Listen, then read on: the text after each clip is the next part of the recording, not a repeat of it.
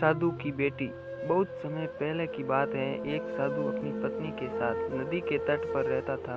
उन दोनों की कोई संतान नहीं थी। उनकी बड़ी इच्छा थी कि कम से कम एक संतान उनके यहाँ जरूर हो। एक दिन साधु जब तपस्या में लीन था, तभी एक चील ने अपने पंजे में फंसी एक चुहिया उसके ऊपर गिरा दी।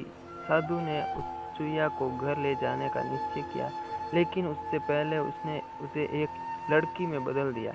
उस लड़की को देखकर साधु की पत्नी ने पूछा, कौन है ये, इसे कहाँ से लाए हो? साधु ने पत्नी को पूरी बात बताई।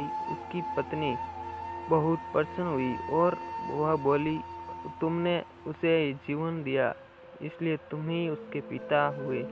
इस तरह मैं भी उसकी माँ हूँ। हमारे यहाँ कोई संतान नहीं थी, इसलिए भगवान ने इसे हमारे पास भेजा है।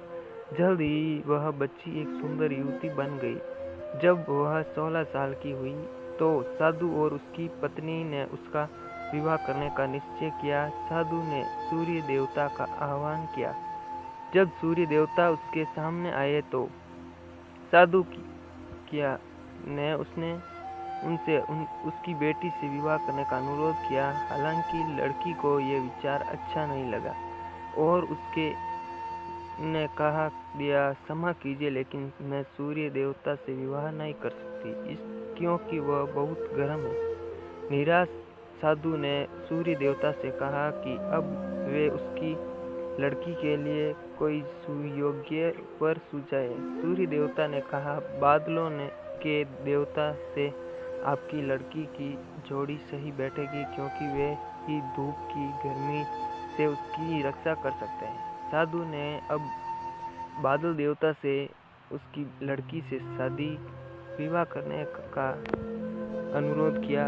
इस बार भी लड़की ने विवाह से इनकार कर दिया। बोली, मैं इस काले व्यक्ति से विवाह नहीं करूंगी। इसके अलावा बादलों की गरज से मुझे डर भी लगता है। साधु फिर से उदास हो गया और उसने बादल देवता से अनुरोध किया कि वे ही कोई सुयोग्य वर सुझाए। बादल देवता ने कहा, पवन देवता के साथ उसकी जोड़ी अच्छी रहेगी, क्योंकि वे आसानी से मुझे उड़ा सकते हैं।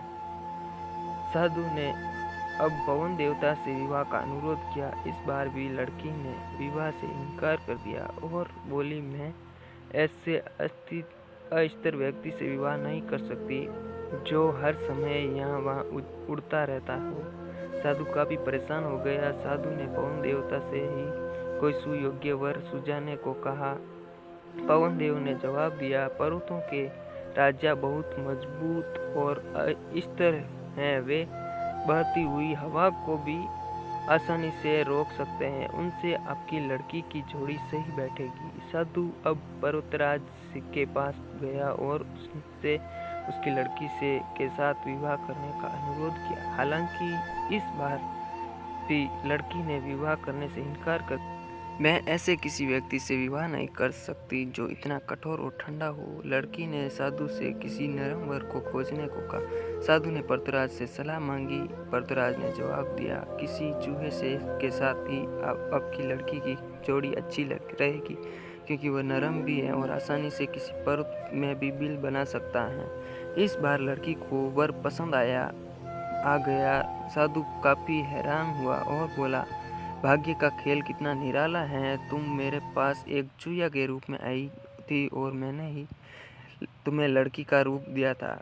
चूहिया के रूप में जन्म लेने के कारण तुम्हारे भाग्य में चूहे से ही विवाह करना लिखा था और वही हुआ। भाग्य में जो लिखा था वही हुआ।